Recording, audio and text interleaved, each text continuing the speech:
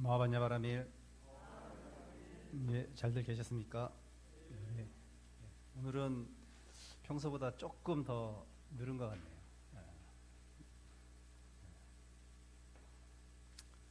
오늘은 주제가 버리는 삶이 되어야 한다.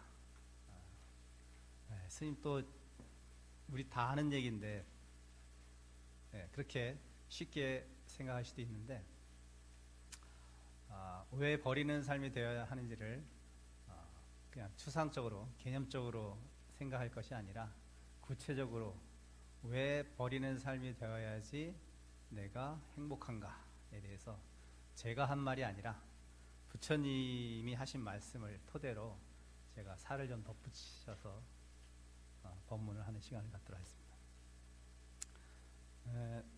토요일마다 봉원사에서는 청년법회를 오후 4시에서 6시까지 이렇게 하고 있습니다. 제가 이제 지도법사로 당연직, 포교국장이 당연직 지도법사이기 때문에 제가 이제 우선 1년째 이제 청년법회를 이끌고 있는데 대략 애들이 뭐 한 30명에서 40명 정도 이렇게 토요일마다 오고 있어요.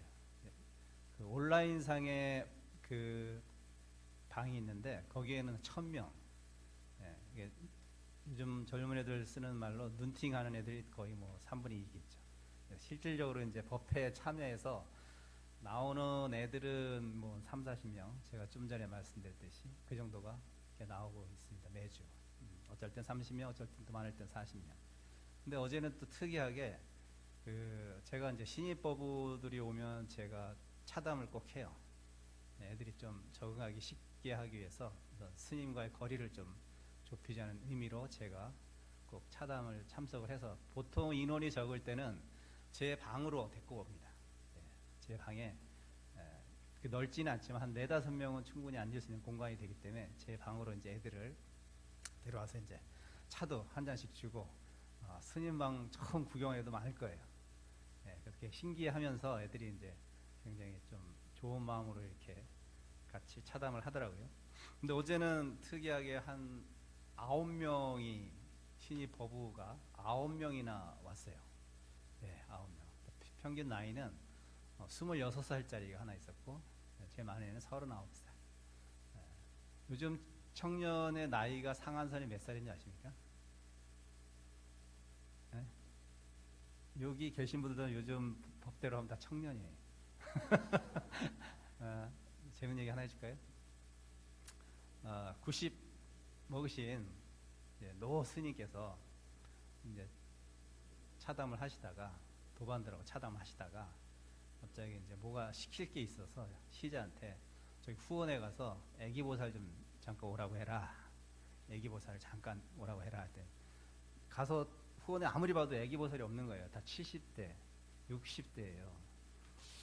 그래서 여기 애기보살이 누구냐 했더만 70 먹은 할머니가 이렇게 나오셔가지고 노보살, 제가 애기보살입니다 스님.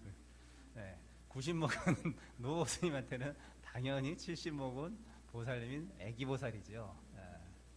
그렇습니다. 엉뚱한 얘기 했어요. 자, 어쨌든 26살짜리 20대가 절에 오는 게 흔치 않습니다. 거의 희귀한 일이고 희귀한 일이에요. 근데 이제 제가 그랬죠, 걔한테. 야, 너는 그냥 절에 그냥 와. 내가 다 해줄게. 넌 그냥 오기만 해라. 그 녀석이 하는 말이, 스님 여기 뭐 이렇게 일할 것이 많습니까? 젊은 사람이 필요하십니까? 제가 절집에서 잘 모르니까, 아니 그게 아니라 그 절집에는 20대를 구경하기가 너무 희우해서 스님이 너만 보면 그냥 스님 스스로가 힐링이 되니까 너는 그냥 와라. 이렇게 얘기했습니다. 근데 이제 그 녀석이 또 하는 말이, 궁금한 거 한 가지 물어보라 하니, 스님들은 산에 있어야 되는 거 아닙니까? 산에 계셔야 되는 거 아니에요? 그러더라고요. 그래서 모르니까 그런 얘기를 묻겠죠. 순수하게. 그래서 제가 그랬죠. 물론 뭐 산에 지금 살고 계신 분도 있고, 뭐 스님처럼 이렇게 도심에 나와서 이렇게 포교하는 스님도 있다. 근데 왜 스님 꼭 산에 살아야 돼? 아니 스님들은 원래 그냥 출가하면 다 산으로 가는 줄 알았어요. 이렇게 도심에서 스님들 보는 게 참, 스님 보는 게 참 신기했어요. 이렇게 얘기를 하더라고요. 맞는 것 같아요, 틀린 것 같아요, 그 말이. 그래서 제가 이렇게 얘기했죠. 야, 부처님이 성도하시고 깨달은 다음에 깨달으신 후에 산속에 계셨어? 걔는 잘 모르겠지. 부처님의 일대기를 제가 설명했죠. 아니, 부처님은 산속에 계신 게 아니라 길거리 저작거리 나오셔가지고 45년 동안 길거리에서 포교하고 다니셨어. 네, 포교하고 다니셨어. 그러니까 꼭 스님이 산에 있어야 된다. 이건 너의 고정관념일 수가 있어. 네, 너의 고정관념이 있어. 스님들은 어떻게 보면은 회양이라는 의미에 있어가지고는 공부를 할 때야 산속에 있어서 두문분출하면서 공부를 해야 되지만 어느 정도 뭐 자기 자신의 어떤 주관적인 판단일 수도 있겠지만 어느 정도 자신이 공부가 어쨌든 시기가 지났다 생각하면 그 공부한 힘을 가지고 대중에 나와서 그것을 회양함으로써 완성되는 것이다. 네. 그 공부라는 것이 행복도 마찬가지. 너의 개인적인 행복에 만족하면 그것은 너 개인적인 행복은 될 수 있지만 그 행복이 결국 완벽하게 완전한 행복이 되기 위해서는 어떻게 된다? 이웃과 같이 하는 공통의 행복, 공통 다수의 행복이 되어야지 그 행복이 온전한 너의 행복이 될 수 있다. 너무 어렵게 얘기했나? 그래서 제가 그렇게 얘기를 했습니다. 오늘 스님이 왜 그랬냐면 요즘에 이제 벌써 안거가 들어간 지 스님들이 이제 한 달 됐어요. 제가 저번 달에 왔을 때가 제가 안거 입제 법문을 했으니까 여러분도 뭐 물론 댁에서 기도하시는 분도 계시겠지만 딱 한 달 됐습니다. 근데 하나 우리가 생각해야 보아야 될 게 있어요. 여러분이 착각하시고 계신 것들이 있고 또 우리 수행자 스님들도 착각하시고 있는 스님들이 좀 덜어 있는 것 같아서 제가 오늘은 거기에 대해서 좀 말씀드리려고 해요. 우리가 공부를 하는 목적이 뭐지? 선정삼매. 그러니까 스님들이 선방에서 이먹고 화두 들고 선방에서 정진하는 이유가 내가 삼매를 획득하는 거고 선정을 획득하는 걸까요? 그만 획득해도 막 너무나 행복할 것 같아. 거기에 매진하잖아요, 스님들이. 그럼 그게 끝인가? 수행의 완성인가? 깨달음의 끝인가? 여러분은 어떤 스님이 삼매에 들었어. 대단한 스님이야. 그분은 훌륭한 스님이야. 보통 이렇게 생각하죠. 네. 훌륭한 스님 맞죠? 이거 삼매 성취하기도 쉽지 않은데 어쨌든 삼매에 들었어. 선정에 들었어. 깊이 선정에 들었어. 대단한 일이에요, 사실은. 근데 그게 진짜 부처님께서 하신 깨달음의 어떤 최종 목적지가 되냐 이거죠. 아니에요, 여러분. 착각하시면 안 돼요. 여러분이 스님 저는 하루에 무슨 다란이를 몇 독하고 금강경을 몇 독하고 절을 몇 번 하고 물론 훌륭한 일이긴 하지만 그것이 목적이 아니에요. 그것이 목적이 아니라 그것을 통해서 이루어야 될 것이 목적입니다. 그것을 통해서 이루어야 될 것이 뭐냐면 내 삶으로 옮겨가서 삶 속에서 그것이 공부의 힘이 피어나야 돼요. 그래야지 그 공부는 완성된 거야. 아까 제가 얘기했듯이 개인적 행복에서 만족하면 그것은 불완전한 행복이듯이 불완전한 수행입니다. 성취가 아니에요. 불완전한 성취가 되는 거예요.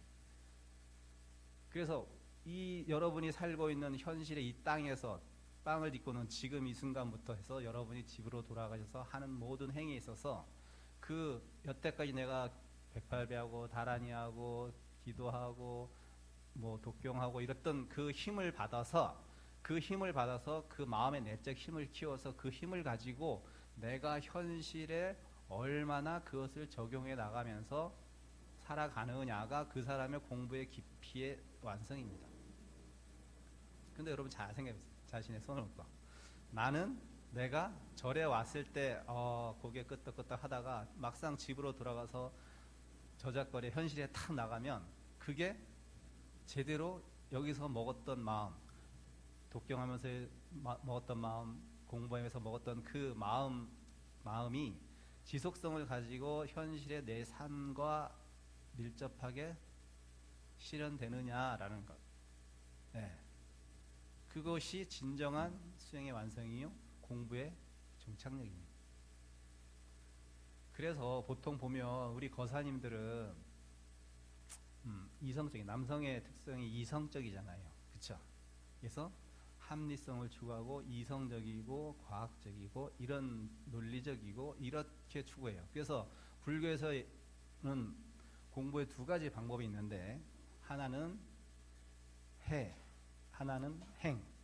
해, 행, 수행을 해야 된다고 그래요. 해, 행, 수행. 해는 뭐예요? 이해한다는 뜻이거든요. 이해한다. 그렇죠. 불교 경전을 보면서 이해해야 되고, 예, 논리적으로 납득이 돼야 됩니다. 그래야지 몸으로 실천할 수 있기 때문에. 거사님들은 논리적인 것을 굉장히 추구하죠. 근데 거사님들이 그 논리적, 불교적인 어떤 그래 내가 부처님의 연기법을 좀 이해했고 무아를 이해했고 다 좋아요. 근데 그것이 현실로 돌아와서 가정에서 또는 직장에서 또는 자식들을 대할 때 부인을 대할 때 그 마음이 똑같이 유지되냐는 거죠. 절에 있을 때는 연기법을 이해하고 너와 나가 둘이 아니다라고 생각을 하면서 집에 와서는 너는 너고 나는 나. 사회 나가도 너는 너고 나는 나. 왜 너 내 앞차를 가로막고 새치기를 해. 분심이 확 일어나죠. 네, 분심이 확 일어나. 나한테 좀 거스리는 말만 하면 또 금방 또 그냥 얼굴이 불그락불그락 해지잖아요. 네, 그건 왜 그런 거예요? 아니 머리로는 분명히 해는 됐어. 해. 그쵸? 이해가 됐단 말이야. 머리로는 이해가 됐는데 행이 안 되는 거야. 행. 삶으로 실천으로서 내가 실현하지를 못하는 거예요. 그거는 반쪽짜리 공부고, 예, 오히려 모르는만 못해요. 그런 행은, 그런 알은. 그것을 우리가 뭐라고 얘기하냐면 불교적인 어떤 그 교리적으로 얘기했을 때 그런 알은 개념적 알이라는 표현을 써요. 개념적 암. 개념적 암이 뭐냐면 이런 거죠. 여러분이 사과를 이제 먹는데 빨간 사과와 파란 사과가 있어요. 근데 빨간 사과를 먹어봤더니 파란 사과도 더 맛있네. 먹어봤더니 맛있어. 이제 그분들한테는 이제 개념적으로 사과는 빨간 사과가 맛있다라고 이제 그분한테는 딱 각인된 거야. 그래서 이제 어느 날 누가 빨간 사과, 파란 사과를 사왔는데 먹어보지도 않고 옆 사람한테 이렇게 얘기하는 거예요. 저 두 개 사과 중에 빨간 사과 무조건 맛있어. 저걸 먹어야 돼. 이렇게 얘기해. 이렇게 얘기해. 이거 맞아요, 틀려요? 안 맞잖아요. 그렇죠? 그분은 그렇게 생각하는 게 바로 개념적인 알미라는 거예요. 먹어봐야지. 먹어봐야지. 그렇죠? 그리고 빨간 사과가 맛있다는 어떤 그 통상적인 생각에서 벗어나지 못해가지고 이제 그분은 어디 가나 빨간 사과가 맛있다고 계속 주장을 하고 자기의 주장을 굽힐 생각을 안 해요. 네. 그것을 우리가 불교적으로는 개념적 알미라. 이 개념적 알미는 어떤 그분한테 공부에 방해가 있대냐면 내가 무언가를 딱 확고하게 세워버리고 그것으로 삼아버리면 결국 그것이 나의 장애를 일으키는 장애물이 된다. 장애물이 된다. 그래서 가졌던 어떤 좋은 잣대일지라도 악한 잣대는 말도 없이 버려야 되지만 나한테 좋다고 생각하는 아주 좋은 기준점도 때로는 어떤 인연을 만나면 과감하게 놓아버릴 줄 알아야지 그 사람이 완고한 어른이 되지 않고 아주 유연한 사고를 가진 남들과 잘 무르듯이 섞이는 그런 어른이 된다는 거예요. 그런 어른이야지만 당신도 행복하고 주위 사람들로 행복해집니다. 그것은 우유부단한 것이 아닙니다. 그것은 우유부단이 아니에요. 나의 어떤 생각을 잠시 내려놓고 버려버릴 줄도 알아야 되는 거죠. 오늘 주제에서 버리는 삶이 되어야 한다는 것은 부처님께서도 말씀하신 거예요. 자, 제자가 이제 물어본 거예요. 부처님, 우리가 이제 깨달음을 실천해야 되는데 깨닫기 위해서는 도대체 어떻게 해야 되는지, 그 깨달음이 어떻게 해야지 완성이 돼야 되는지를 제자가 춘다가 물어보는 거예요, 부처님한테. 근데 부처님께서 그러면 너는 뭐 선정삼매에 들어서 제1선을 성취하고 이4선을 성취하고 칠각지를 성취하고 사정근을 성취하고 이런 말씀 안 하셔요. 아주 일반적인 우리의 삶의 하나하나 행동 하나 말 하나를 디테일하게 지적하십니다. 너 이렇게 해야지 그 수행의 힘이 현실 속에서 이루어지고 그 현실 속 완성되는 거야 라고 부처님께서 말씀하십니다. 자 볼까요? 이렇게 얘기했습니다. 자 춘다야, 이제 그대들은 마땅히 버려야 한다. 자 봐요, 뭘 버려야 되는지. 다른 사람들은 폭력을 행할지라도 우리는 이제 폭력을 행하지 않겠다라고 폭력을 버려야 된다. 폭력, 우리가 실질적으로 살면서 많이 순간순간 접할 수 있는 것들이에요. 뭐 전쟁도 마찬가지고, 크게는 집단은 전쟁이요, 개인은 다툼이겠죠. 싸움이겠고. 또 아주 일반적인 우리가 이해할 수 있는 말씀하십니다. 다른 사람들이 살생할지라도 우리는 이제 살생하지 않겠다라고 살생을 버려야 한다. 여러분이 불교에서 배운 것, 아주 선정을 통해서 뭘 하든 삼매를 하든 이런 것이 중요한 것이 아니라 그 공부가 삶 속에서 이렇게 내가 누구는 그렇게 할지라도 나는 그렇게 하지 않겠다는 도덕적인 관념을 확고하게 세우는 거죠. 예. 남들은 누가 시기 어린 질투 말을 하더라도 나는 거기에 동조해서 시기 어린 질투하는 말을 업을 짓지 않겠다라고 그 자기의 어떤 남한테 해를 끼치는 그런 말들을 않겠다고 선언하고 맹세하는 겁니다. 또 보면 다른 사람들이 주지 않는 것을 취할지라도 우리는 이제 도둑질을 버려야 한다. 다른 사람들이 음행을 할지라도 우리는 이제 음행을 버리고 청정한 수행을 하겠다라고 음행을 버려야 한다. 다른 사람들은 거짓말을 할지라도 우리는 이제 거짓말을 않겠다고 거짓말을 버려야 한다. 다른 사람들은 이간질을 할지라도 우리는 이제 이간질을 하지 않겠다라고 이간질을 버려야 한다. 다른 사람들은 욕설을 할지라도 우리는 이제 욕설을 하지 않겠다라고 욕설을 버려야 한다. 다른 사람들은 잡담을 할지라도 우리는 이제 잡담을 하지 않겠다라고 잡담을 버려야 한다. 다른 사람들이 탐낼지라도 우리는 이제 탐내지 않겠다라고 탐심을 버려야 한다. 이거 보통 다 봐요. 우리가 일상생활에서 쉽게 범하기 쉬운 잘못들이잖아요. 그렇죠?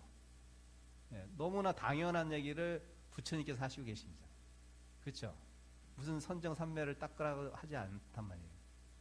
이렇게 일상생활 속에서 너희들이 잘못을 저지를 수 있는 그 하나하나까지를 늘 깨어 있으면서 조심스럽게 삶을 살아나가는 것, 생활을 해나가는 것, 그것이 너희들의 수행의 목표이고 수행의 완성이고 수행의 최종 목적지라는 거예요.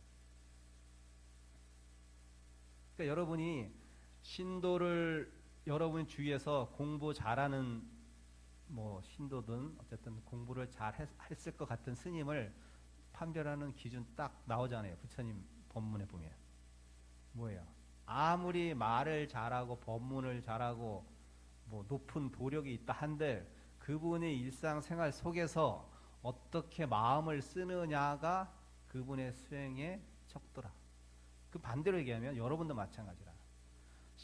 불자라고 해서 신심이 있는 사람을 판별하는 기준은 절에 보시를 많이 하고 불사를 많이 한 사람이 아니라 그 마음씀이 절에 와서뿐만 아니라 우리는 여러분과 같이 생활을 못하니까 절에서 마음 쓰는 걸 보겠죠.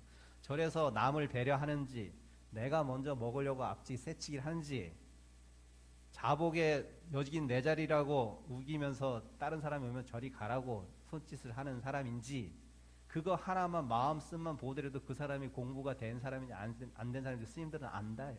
여러분들이 스님들을 판별하듯이 스님들도 말은 안 하지만 그런 걸 보고 저분이 공부가 좀 됐구나, 마음 공부가 좀 됐구나 라고 판별합니다.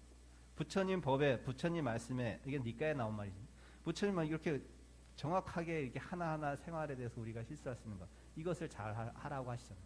이걸 보면은 그분의 거창하게 수행이라고 할 것도 없이 그분의 마음 공부라는 것이 어느 정도까지 됐는지를 알 수 있는 거라. 그렇죠? 네. 원래 니까야 부처님 모든 경전들이 다 그렇게 니까야는 더 그렇지만 계속 반복적으로 말씀하십니다. 반복적으로 부처님 반복적으로. 왜냐하면 전에도 말씀드렸지만 암송을 했기 때문에 글로서 전해진 게 아니라 암송을 했기 때문에 잊어먹지 않게 해서 계속 반복적으로 해서 이제 경전은 그래서 니까야가 읽기가 쉽지 않은 게 계속 똑같은 말이 계속 반복적으로 나오니까 여러분 좀 읽기가 불편하지만 사실은 그것은 암송에서 기억으로서 전승됐기 때문에 이렇게 계속 반복되는 얘기가 나오는 거예요. 자, 똑같아요. 그래서 제가 하도 반복돼서 제가 중략하고 또 다른 사람들은 타성과 나태에 빠진다 할지라도 우리는 이제 타성과 나태에 벗어나야겠다라고 타성과 나태를 버려야 한다. 다른 사람들은 의심할지라도 이제 의심하지 않겠다라고 의심을 버려야 한다. 다른 사람들은 격분할지라도 우리는 이제 격분하지 않겠다라고 성내는 마음을 버려야 한다. 다른 사람들은 원한을 품을지라도 우리는 이제 원한을 품지 않겠다라고 원한을 버려야 한다. 다른 사람들은 질투할지라도 이제 우리는 질투하지 않겠다라고 질투를 버려야 한다. 다른 사람들은 인색할지라도 우리는 이제 인색하지 않겠다라고 인색을 버려야 한다. 다른 사람들은 고집을 부릴지라도 우리는 이제 고집하지 않겠다라고 고집을 버려야 한다. 다른 사람들은 불신할지라도 우리는 이제 믿겠다라고 불신을 버려야 한다. 다른 사람들은 새 속에 물들고 완고하여 벗어나기 어렵다고 할지라도 우리는 이제 새 속에 물들지 않고 고집하지 않고 기꺼이 벗어나겠다라고 집착을 버려야 한다. 춘다여 나는 발심이 선법에 많은 도움이 준다고 이야기한다. 그렇다면 몸과 말로 준수해야 할 발심의 말은 어떤 것인가? 춘다여 이제 다른 사람들은 폭력을 행할지라도 우리는 이제 폭력을 행하지 않겠다라고 발심해야 한다. 아까는 버려야 한다라고 말씀하시고 지금은 또 반복적으로 똑같은 말을 발심해야 한다라고 또 말씀하셔요. 그렇죠? 발심하는 게 뭐예요? 버려야 된다는 것은 약간 소극적인 태도가 될 수, 생각으로 버려야지라고 해서 버려지는 건 아니잖아요. 그 발심은 삶 속에서 실천하는 거거든요. 실행하라 이거예요. 생각만 하지 말고 그런 생각도 물론 기초 단계에서 1단계는 생각을 하고 그것이 체득되기 위해선 네 것이 되기 위해선 공부에 무르익게 마음 공부까지 되기 위해서는 그것을 발심으로 더 한 단계 업그레이드해서 진짜 실행해야 된다는 거예요. 실행. 머릿속에서만 생각해서는 그것이 결코 너의 공부가 되지 않아요. 그래서 옛날 스님들도 뭐라고 말씀했어요? 선용기심하라 이렇게 말씀했어요. 선용기심. 뭐예요? 그 마음을 잘 써라. 그 마음을 잘 써라. 어떤 거창한 말씀을 하신 것이 아니라 네가 갖고 있는 그 마음, 누구나 3살짜리 아이도 70살 먹은 노인도 알고 있는 착하게 사는 것이 좋은 것이다 라는 그것을 말로만 하지 말고 논리적으로만 판단하지 말고 생각으로만 하지 말고 그것을 삶 속에서 이웃에게 실천하고 몸소 하는 것이 진정한 선용기심이다. 난 마음을 잘 써야지, 좋은 일 해야지 라고 아무리 내가 100번을 다짐한들 그것은 남이 곳간에 재물을 세는 것 뿐이다. 제가 물어봤어요. 은행 다니는 아이한테. 야, 너는 은행에서 그 돈 진짜 많이 만지는데 그 어떠니 기분이? 스님 그 종이에요 그냥 저한테. 맨날 세는데 종이래요. 만지면. 근데 자기 월급 받을 때는 돈이래. 그게 뭐예요? 아무리 남이 물건을 많이 세고 좋다 할지라도 좋아 보일지라도 그건 내 게 아니에요. 결국은 내가 내 살림이 돼야지 그것이 내 거란 말이죠. 여러분이 삶 속에서 이것을 해야지 실천해야지라고 말로만 생각하면 그것은 말 그대로 말로 공연불로 끝나고 공연불 많이 들어보시죠. 공연불 끝나고 그것을 발심 내가 진짜 이제 실천해서 하나하나 매일매일 삶 속에서 해야지 라고 했을 때 그것이 여러분의 살림살이가 되는 거예요. 아까 제가 얘기했듯이 머리로만 생각하는 사람은 개념적으로 사는 사람이요. 그러면 실천적으로 사는 사람, 체험적으로 사는 사람. 이것이 삶의 모습이 완전히 바뀌어요. 개념적으로 사는 사람은 아까도 얘기했듯이 나와 당신은 둘이 아닙니다라고 분명히 얘기는 이성적으로 생각했고 삶 속에서도 실천을 못해요. 그렇지만 체험적으로 아는 사람, 아 그것이 진정으로 맞다라고 내가 삶 속에서 실천해봤더니 또 그것이 맞네. 그렇게 하니 내 마음이 너무나 평화롭네. 라고 했을 때 그분한테는 그것이 이제 체험적으로 바뀐 어떤 알미 되는 거예요. 그래서 아 내가 진짜 연기법을 제대로 이해하는 사람은 머리로는 이것이 있으므로 저것이 있고 저것이 없으므로 이것이 없다라는 것은 알지만 내가 내 아이만을 행복한 게 아니라 그 아이를 비롯한 내 아이의 이웃들, 내 아이의 친구들이 다 행복해야지만 내가 행복할 수 있고 내 아이가 행복할 수 있다는 사실을 아는 사람들은 그 다음부터는 내 자식을 물론 사랑해 주는 것뿐만 아니라 내 자식을 비롯한 그 동네의 아이들 만지도 다 품을 수 있는 그런 어른이 되어 가겠죠. 그분이 체험적인 삶을 살아가는 사람이에요. 어느 아이가 그 친구네 집에 놀러 갔더니 그 엄마가 그 친구를 살짝 불러가지고 왜 친구를 왜 데려왔니? 예, 번거롭다는 거죠. 예, 번거롭다는 거지. 아이는 친구하고 놀고 싶어서 친구를 데려왔는데 그렇게 이제 얘기를 한 걸 그 집에 놀러 갔던 아이가 들었던 거지. 예, 들었어요. 그래서 그 얘기를 이제 엄마한테가 새겼죠. 친구네 집에 갔더니 이런 일이 있었다라고 했더니 그 엄마는 이제 어떻게 했겠어요? 너 그 친구하고 놀지 마.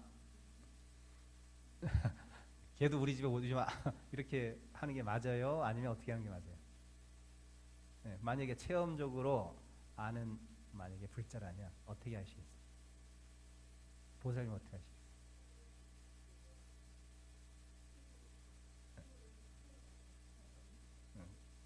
걔 아까 갔던 애,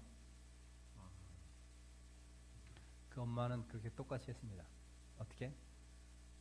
너는 무조건 네 친구들 우리 집으로 다 데려와. 내가 다 케어줄게. 다 데려와. 네. 그래가지고 오면은 이렇게 해줬대요. 그 집에 이제 영국에 살다가 이제 왔기 때문에 이제 예쁜 그릇들이 많잖아요. 그러면 그 그릇을 세팅을 좋은 식탁에다 쫙 깔아놓고 진짜 돈가스도 아주 막 두툼한 거 해가지고 쭉 애들한테 이제 양식 쓸듯이 이렇게 해준 거예요. 오는 애들한테 다 친구들한테. 그러니까 나중에 어떤 일이 생기냐면 그 어머니들한테 전화가 온대요. 우리 아들 좀 초대해달라고. 네. 네. 그래서 걔 두 녀석은 친구들한테 인기 짱. 네. 그 집에 가면 너무나 재밌고 그 다음에 뭐 영화도 막 보여주고 하니까 이렇게 애를 아주 그렇게 키웠다고 해요. 바르게.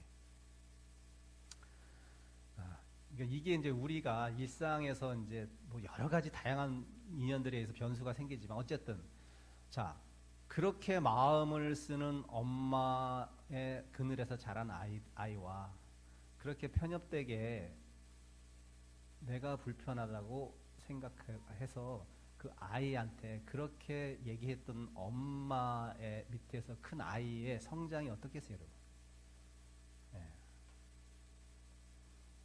예. 아이들은 조만간 어린이 다 된단 말이에요. 예, 물론 잘 될 수도 있고 안 될 수도 있어요. 근데 저는 잘 되고 안 되는 게 문제가 아니라 마음의 풍요를 얘기하는 거예요. 그 아이가 가졌을 마음의 풍요, 또 이 아이가 가졌을 마음의 빈곤, 이걸 얘기하는 거예요. 그렇게 아이를 품을 줄 모르는 부모, 내 아이 말고 다른 아이를 품을 줄 모르는 부모 밑에 자란 아이가 커서 누구를 품어주겠어요? 아주 이기적으로 자라죠. 그렇지 않을까요? 저는 그렇게 생각합니다. 그러고 나서 나중에 그 이기적인 마음 때문에 문제가 생기는데 엄마가 하는 말, 너는 왜 이렇게 이기적이니?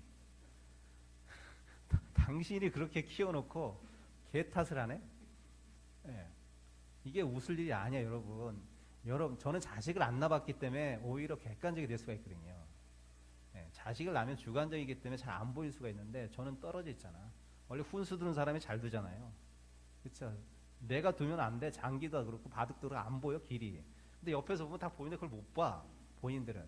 똑같아요. 제가 아들을 자식을 안 낳았기 때문에 보면은 부모님들이 이렇게 키우는 거를 보면은 제가 이제 물론 나이도 있기도 하겠지만 이게 보이는 거예요. 아 이거 제가 얼마나 자라면서 굉장히 힘들게 과정을 겪어야겠구나 이런 느낌이 와요. 근데 얘기를 못 해주죠. 함부로. 예, 상담할 때만 제가 얘기해 주죠. 예. 그런 여러분이 아주 그 생활에서 물론 자식 농사라는 게 가장 큰 농사이긴 하지만 그렇게 내가 한마디 한 어떤 마음을 일으킨 그 하나의 마음의 파도가 나중에 쓰나미가 돼가지고 먼 미래에 쓰나미로 몰려온다니까요. 그 지금 일으키는 그 아까 부처님이 왜 이렇게 진짜 무슨 요즘 말로 하면 꼰대처럼 왜 이렇게 하나하나를 다 줄줄이 모르는 수행도 한 수행자한테 왜 이렇게까지 아주 너무 자세하게 얘기해 줬냐 말이에요. 네. 우리의 마음이라는 것이 거칠어요. 수행을 하지 않으면 거칠어. 거칠다는 게 뭐냐면 못 알아챈단 말이에요. 내가 지금 제대로 이 마음을 쓰고 있는지를 몰라. 내가 지금 질투하는 건지 난 당연히 지금 질투해도 되는 상황이라고 자기가 합리화해버리거든요. 다 보통. 네. 그 사람은 그렇게 좀 욕을 먹을 만해 하고 험담을 하고 자기 합리화를 미리 해버리기 때문에 그냥 자연스럽게 말이 나와버려. 자연스럽게 남을 험담하고 자연스럽게 남을 이간질하고. 네. 네. 스님도 마찬가지라. 스님도 마찬가지. 근데 공부하려고 하는 사람은 그런 사소한 마음에서 일어나는 그런 것까지도 경계를 해야 하는 거예요. 부처님 왜 이렇게 도둑질 하지 뭐 하지 마라 뭐 하지 마라 이간질하지 마라 왜 이간질을 버려야 왜 이렇게 아주 너무나 잔소리처럼 이렇게 하셨냐 말이에요. 우리가 그것을 잘 못 내려놓기 때문에 버리지 못하기 때문에 그렇게 아주 너무나 구구절절하게 친절하게 이렇게 하신 거예요. 우리는 퉁으로 무슨 선정에 들면 좋고 뭐 하면 좋고 삼매에 들면 최고고 아니요. 삼매가 뭐가 최고예요? 삼매 들어서 뭐 하려고? 삼매 들어서 뭐 하려고? 그거는 그냥 뭐 종이에 좋은 그림 그린 거야. 그림 멋있어 보기는. 그렇지만 내 삶의 변화가 일어나지 않다면 그 삼매는 아무 삼매도 쓸 필요 없는 삼매고 아무 깊은 선정일지라도 그것은 선정이 아니에요. 그 선정력과 삼매의 힘으로 내가 삶 속에서 얼마나 그 삶의 하나하나의 이 힘든 이 삶의 고뇌를 하나하나 어떻게 잘 풀어 헤쳐 나갈 수 있느냐. 이것이 그분의 수행의 완성이라. 그러니까 너무 거창. 공부라는 것을 여러분 너무 거창하게 생각할 필요 없어요. 네. 그러면 숨이 탁 막혀. 내가 어떻게 거기에 가지? 내가 어떻게 그렇잖아요. 저도 처음에는 그런 줄 알았어요. 어떻게든 한번 삼매에 들여보려고 선정에 들어보려고 막 있는 용을 다 썼어요. 그러다 어떻게 된다 나중에? 상기된다.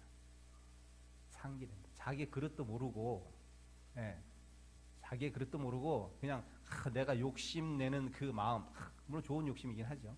좋은 욕심내는 마음으로 막 해보면 어떤 현상이 일어난다? 몸에서 그거 수행이 안 돼요. 몸에서 수행이 안 돼. 머리는 열심히 하고 싶은데 몸은 거기에 길들여지지 않았거든. 네. 한마디로 여러분 108배 갑자기 해봐요. 다음날 일주일 동안 어떻게 된다? 다리 쑤시고 아프다. 허리도 뻐근하다. 네. 몸은 적응이 필요해. 적응. 아무리 생각이 빨라도 몸이 생각을 쫓아가지 못한단 말이에요. 생각을 하되 몸을 같이 움직여야지 하는 거예요. 공부도 똑같아요. 공부도 똑같아요. 내가 준비가 되지 않았는데 욕만 쓴다고 되는 게 아니라 공부는. 그래서 스님들이 상기되는 스님들이 있어요. 그럼 상기되면 어떻게 되는 줄 아세요? 앉아도 머리가 아프고 서도 머리가 아프고 걸어가도 머리가 아파요. 그 우리가 상기됐다는 표현이에요. 그건 약이 없습니다. 네. 혹시 여러분 그렇게까지 공부해 보신 분 계신가? 용 써본 분 계신가? 그럼 어떻게 된다? 어떻게 그걸 풀어야 된다? 사람마다 달라 또. 네. 우리 청년부에 그 상기된 애가 있어서 그래요. 그 녀석이 애를 써봤거든. 공부해보려고 지 나름대로. 네. 근데 그거는 인연에 따라 풀려야 돼. 어떻게 풀냐면 그건 뭐 모르겠어요. 저도 방법은 여러 가지. 그걸 해결하는 스님도 여러 명 있더라고요. 어떤 분은 절을 많이 해서 푼 분도 있고 어떤 분은 진짜 격하게 아무것도 안 해요. 아무 수행도 필요 없고 아무것도 없어요. 싹 다 내려놓고 아예 그냥 아무것도 놀아야 돼. 놀아야 돼. 신경 쓰지 말고 그냥 놀아야 돼. 마음 편하게. 그럼 또 그게 또 열이 싹 내려갈 수가 있고. 또 어떤 분들은 뭐 냉온탕을 왔다 갔다 해서 이렇게 또 그걸 상기를 내린 분도 있고, 또 어떤 분들은 선방에 이제 앉아있어서 너무 머리가 아프니까 아니 내가 지금 무슨 짓거리 하고 있지? 에이 때려치우겠다 하고 진짜 버떡 일어났는데 순간 머리가 시원해지면서 무슨 생각이 들었냐면 내가 나한테 쏟고 있네? 이 생각이 딱 들더라는 거예요. 내가 나한테 쏟고 있네. 내 마음에 내가 쏟고 있네? 딱 그 순간이 들은 순간 머리가 갑자기 시원해지면서 언제 상기가 됐냐는 듯이 머리가 싹 맑아졌다는 거예요. 그러니까 인연이 다 달라요. 예. 뭔 얘기가 다 여기까지 나는지 모르겠지만, 예. 공부라는 것이 그렇게 내가 막 애쓴다고 되는 것이 아니라 자연스러워야 된다는 스님이니까 자연스러워야 된다. 예. 자연스러워야 된다. 예. 그 자연스러우면 어떻게 되는 게 자연스럽다? 생각을 하고 그 생각 속에서 내가 그것을 자연스럽게 회양한다. 회양한다는 게 어떻게 된다? 주위 사람들한테 쓴다. 나한테 쓰고 주위 사람한테 써야지 그것이 자연스러운 거다. 이것은 좋은 것이야, 맞는 것이야 라고 내가 딱 자기의 마음을 일으키는 순간, 자기가 뭐야? 불교에서는 자기는 무언가 인위적으로 하는 행위를 모두 다 자기라 그래요. 예, 자기의 행 이렇게 표현하는데, 그 자기의 행을 벗어나서 무자기의 행으로 가려는 게 수행입니다. 그러니까 의도를 가지고 하는 삶과 의도하지 않는 삶. 밖에서는 여러분 의도해야 되죠. 여러분 의도해야지 뭐 돈도 벌고 할 거 아니에요. 근데 결국 그것이 의도하는 삶이 결국은 여러분을 장애합니다. 마지막엔 꼭 그렇게 돼요. 그래서 어느 순간 자기는 필요하죠, 당연히. 근데 그 자기 하는 마음을 어느 순간 서서히 조금씩 풀어내야 됩니다. 풀어낸다는 게 무작위로 가야 돼. 하루아침에 안 되니까 무작위로 한다는 건, 내가 만약에 돈을 벌어야겠다고 돈을 벌었어요. 어느 정도까지. 어느 정도 완성된 건 아니죠. 돈이 무효 끝이 없으니까 어쨌든 벌었어요. 자, 그러면 그걸 어떻게 하냐면 제가 팁을 가르치니까 돈 더 많이 벌고 싶으면 어떻게 한다? 푸세요. 주위 사람들한테. 안 올 것 같죠? 그 푸는 게 자기에서 무작위로 가는 거예요. 그럼 자기에서 무작위로 하면 여러분이 만약에 그냥 자기 하는 마음으로 계속 끝없이 가잖아요. 어떤 현상이 일어나냐면 그 돈 때문에 여러분이 스트레스 받습니다. 네, 그 돈이 처음에는 기쁘다가 나중에 그게 스트레스가 돼가지고 오히려 돈이 없었던 시절보다 못한 경우가 생겨요. 자, 그러면 돈이 있으면서 행복하려면 어떻게 되냐면 그 자기 하는 마음을 해서 어느 정도 돈을 벌면 그것을 주위 사람한테 회양을 합니다. 다 주란 소리 아니에요, 스님이. 적당히 푸세요. 그러면 어떻게 되냐? 돈을 버는 게 더 행복해지면서 돈은 더 많이 들어요. 이해되십니까? 이거를 겪어본 사람은 어떻게 해요? 당연히 그냥 저 사람 너무 베푸는 거 아니야? 할 정도로 베풀어요. 네. 제가 아는 스님 중에는 이제 두 분의 스님이 있는데 이런 예에 비슷한 게, 한 스님은 제가 봐도 그 스님은 뭐 제복이 많은데 하여튼 돈이 좀 어떻게 이렇게 잘 모여 있는 스타일에서 돈이 많이 모였어요. 네. 어떻게 해서 모였는지 저는 스님 잘 몰라요. 어쨌든 많이 있어요, 그 스님이. 근데 그 스님이 어느 날 이런 얘기를 해요, 저한테. 스님, 돈은 어떻게 모이는지 아세요? 딱 그랬죠. 어떻게 모입니까? 돈은 회양할 때 모입니다. 돈은 회양해야지 모입니다. 근데 그 스님은 진짜 그렇게 하고 있거든요. 선방에 딱, 그 스님은 또 공부하시는 스님이에요. 선방에 딱 가면 그 스님은 대중들이 필요한 신발 있으면 신발 사주고요. 대중들이 필요한 승복 있으면 자기 돈 들여서 승복 사줍니다. 네. 돈이 근데 그렇게 많은 스님도 아니에요. 네. 그렇게 잘 써요. 그래서 저 스님 참 대단하다라고 생각해서 제가 이제 어느 날 물어봤더니 그렇게 대답하는 거예요. 제가 왜 쓰는지 아십니까? 저라고 아깝지 않겠습니까? 저는 쓰므로써 들어온다는 이치를 압니다. 딱 그러시더라고요. 네. 그래서 그래서 그렇구나. 네. 제가 그때 알았죠. 그거는 여러분이 해보지 않으면 몰라요. 자기 하는 마음에서 무작위로 가야 된다는 그것을 통해서 사람은 이익이라는 게 뭐 꼭 나쁜 이익만은 아니에요. 이것이 좋다라는 생각이 들면 하게 돼 있거든요. 자기 하는 마음을 계속 갖다가 어느 순간 무작위로 가야지 여러분 삶이 편안해지고 행복해지는 거예요. 욕심이 많은 사람들이 괴로운 이유가 바로 거기에 있어요. 처음에는 애들이 저한테 많이 물어보는 게 뭐냐면, 아니 스님 그렇게 내가 뭐 아무 의욕도 일으키지 않고 아무것도 하지 않고 욕심도 안 내면 이 사회를 어떻게 살아나가요? 애들이 첫 번째 질문이 그거거든요. 근데 그건 누구나 다 당연히 그렇게 해야 될 것 같잖아요. 처음에는 그래서 그렇게 해야 돼요. 의욕을 불러일으켜야 됩니다. 내가 무엇을 해야겠다는 의욕을 불러일으키는데 그 의욕이 회항 때 가면은 서서히 그 마음을 풀어줘. 버리라는 거예요. 무작위로 가야 되는 게 이제는 나는 좀 돈에 대해서는 좀 초연해지겠다는 생각을 일으키면서 좀 이렇게 회항을 하면은 그게 무작위로 가면서 내가 마음이 편해지면서 또 내가 원하는 물질도 따라오고 사람도 따라와요. 제 주위에는 스님 사람이 없어요. 제가 뭘 하려도 사람이 없어요. 왜 없겠어요? 안 베풀었거든. 자기가 꽉 쥐고 안 베풀어서 주위 사람. 100만 원 있으면 30만 원, 40만 원 베푸세요. 네, 베푸십시오. 그 나머지 갖고 살면 되잖아요. 그럼 또 그만큼 와. 네. 제가 어제 청년부 요거만 하고 끝내야겠다. 청년부 그 반야대라고 해가지고 애들이 요즘 반야신경을 한문으로도 요즘 한문 세대가 아니라서 잘 못 써요. 한문으로 반야신경을 다 쓰는 사람은 내가 맛있는 거 사주겠다. 처음에 맛있는 거 사주겠다 안 했죠. 그냥 숙제를 내줬더니 이제 한 2달에 걸쳐서 이제 애들이 막 외웠겠죠. 그래서 40명 중에 10명이 제가 보니까 다 맞았어요. 10명. 그래서 제가 내가 오늘은 쏜다. 어제지 어제 제가 먹어본 파스타, 피자 제일 잘하는 집 가가지고 아주 분위기도 좋죠. 그냥 큰 탁자에 그냥 딱 우리만 앉을 수 있는 아주 프리베탄 그런 거기 딱 가서 제가 쌌죠. 피자, 파스타를. 맥주 먹고 싶은 사람 맥주 한 잔씩 먹어. 그래서 딱 했어요. 돈이 얼마 나온지 아세요? 한 45만 원 나왔더라고요. 10명이 그렇게 먹었어요.